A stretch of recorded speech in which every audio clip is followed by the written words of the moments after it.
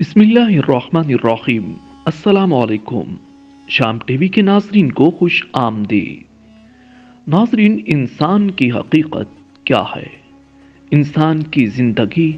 انسان کی زندگی کے مراحل اور انسان کی موت اور انسان کے مرتے وقت اس کی روح کا پرواز کرنا اور موت کا فرشتہ کس طرح انسان کے سامنے ظاہر ہوتا ہے اور کس طرح ایک انسان کی روح اس کے جسم سے جدا ہوتی ہے، ان تمام چیزوں کو آج ہم ایک ہی ویڈیو میں بیان کرنے جا رہے ہیں۔ میرے وہ دوست جو چینل پر نئے آئے ہیں، آپ اس چینل کو سبسکرائب کر لیجئے اور بیل آئیکن کو بھی پریس کیجئے تاکہ ہر آنے والی ویڈیو سب سے پہلے آپ کو مل سکے۔ کامنٹ سیکشن میں بتائیے گا آپ کو ہماری آج کی ویڈیو کیسی لگی۔ ناظرین، انسان کی تخلیق کا پہلا مرحلہ مٹی ہے، جو ہمارے جد امجد حضرت آدم علیہ السلام کی تخلیق اور باقی تمام آدم علیہ السلام کی اولاد کی تخلیق میں پہلا مرحلہ ہے۔ دوسرا مرحلہ نطفے کا ہے، جس کا تعلق جناب آدم علیہ السلام اور ان کی بیوی جناب حوا کے علاوہ باقی تمام انسانوں سے ہے۔ انسان کی تخلیق کا تیسرا مرحلہ، جس میں نطفہ ارتقاء کی منزل کو پہنچ جاتا ہے اور ایک بڑی حد تک نشوونما پا کر جمے ہوئے خون کی صورت اختیار کر لیتا ہے۔ اسے مدغہ کہا جاتا ہے، یعنی خون کا لوتھڑا۔ پھر اعضاء کے ظاہر ہونے کا مرحلہ ہے، پھر حس اور حرکت کا مرحلہ ہے۔ قرآن پہلے تین مراحل کا ذکر ایک آیت میں کرتا ہے۔ انسان کی تخلیق کا چوتھا مرحلہ تولد جنین کا مرحلہ ہے اور پانچواں مرحلہ جسمانی طاقت کے کمال کا مرحلہ ہے، جسے بعض لوگ 30 سال کی عمر بتاتے ہیں، جس میں زیادہ سے زیادہ جسمانی نشوونما ہو چکی ہوتی ہے۔ بعض لوگ اس سے زیادہ اور کچھ لوگ اس سے زیادہ اور کچھ لوگ اس سے کم عرصہ بتاتے ہیں۔ البتہ ممکن ہے کہ مختلف افراد میں یہ مراحل مختلف ہوں۔ قرآن میں اسے بلوغ اشد سے تعبیر کیا ہے۔ ناظرین، اس کے بعد وہ مرحلہ آتا ہے جس کے بعد پیچھے کی طرف لوٹنے اور توانائیوں کے آہستہ آہستہ ختم ہو جانے کا مرحلہ شروع ہو کر بڑھاپے کے دوران تک جا پہنچتا ہے، جو کہ چھٹا مرحلہ ہے۔ آخری کار عمر کے خاتمے کا مرحلہ ہے، جو آخری مرحلہ ہے، جو اس سرائے فانی سے اس عالم جاودانی کی طرف منتقل ہونے کا وقت ہے۔ لیکن شام ٹی وی کے ناظرین، یہ نقطہ نہایت قابل غور ہے۔ پہلے چار مراحل مٹی، نطفہ، علقہ اور بچے کی پیدائش سے متعلق ہیں۔ ان مراحل میں انسان کے کسی قسم کے ارادہ اور اختیار کا کوئی عمل دخل نہیں ہے، لیکن بعد کے تین مراحل میں جو قوت جسمانی کی انتہا کو پہنچنا، اس کے بعد بڑھاپا اور پھر عمر کے خاتمے سے متعلق ہے، اس میں انسان کا عمل دخل ہے۔ انسان ایسے کام کرے جس سے وہ جلد بوڑھا ہو جائے یا قبل از وقت اس کی موت واقع ہو جائے۔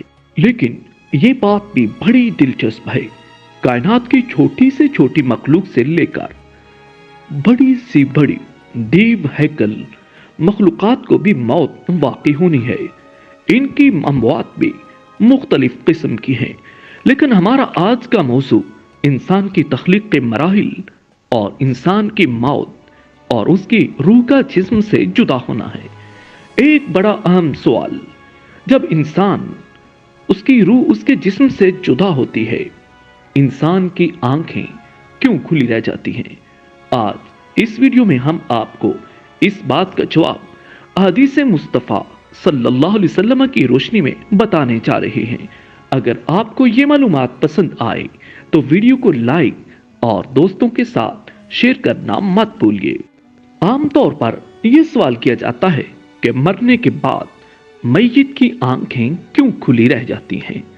سائنس اس کا جو بھی جواب دے، لیکن ایک مسلمان کے لیے اس سے بڑا حکمت افروز جواب क्या हो सकता है जो आकाए दो जहां सल्लल्लाहु अलैहि वसल्लम ने दिया था और इस राज लाफसानी से आगाह फरमा दिया था।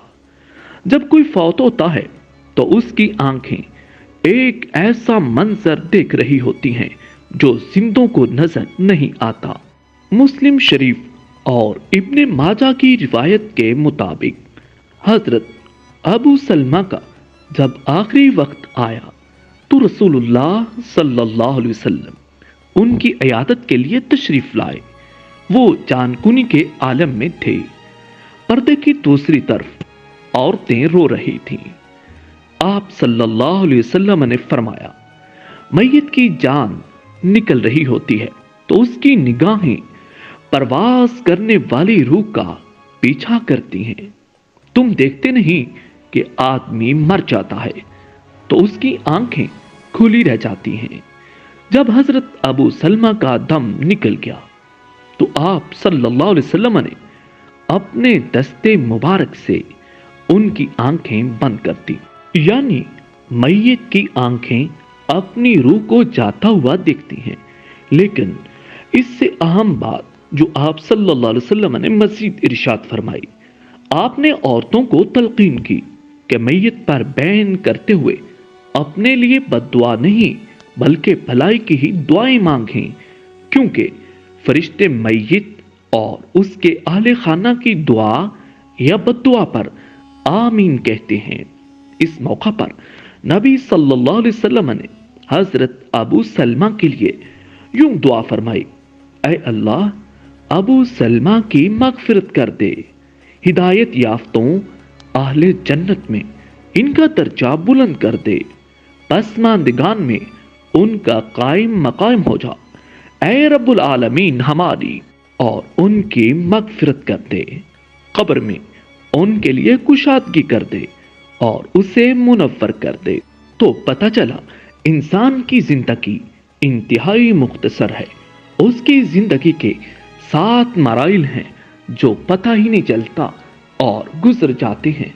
ये फानी दुनिया से लाफानी दुनिया का सफर है। यह एक जहान से दूसरे जहान मुंतकिल होना है, फिर बादल मौत का सफर है, फिर मैदान माशर है, फिर अल्लाह की हुजूर इंसान अपने आमाल का जवाबदेह होगा कि उसको जिंदगी किस तरह मिली और उसने अपनी जिंदगी को कैसे गुजारा। लेकिन हमारी दुआ है अल्लाह आप सल्लल्लाहु अलैहि वसल्लम की उम्मत पर अपना खास फजल फरमाए और हम सबको आका सल्लल्लाहु अलैहि वसल्लम की शफाअत से बहरावर फरमाए। जिन दोस्तों को वीडियो पसंद आई वो इस वीडियो को लाइक और शेयर करना मत भूलिए।